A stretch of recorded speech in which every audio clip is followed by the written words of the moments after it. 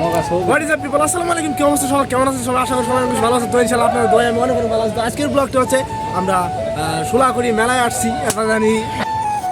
So এখন আমরা যাচ্ছি বেপ কিনতে। এখন আমি বেপ পছন্দ করতেছি। ছেলেদের ব্যাস লাইট কত সুন্দর। আর এই যে এই দুইটা হলো বেপ, কলম বেপ।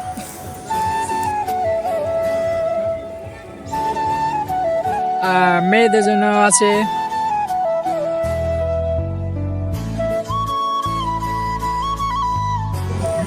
আর এদিকে হলো মিষ্টি ঝুড়ি। এখন এই দিক থেকে যাচ্ছি, দেখি। আর এদিকে আমার বন্ধু সিয়াম পোড়াচ্ছে বেলুন রাইফেল দিয়ে।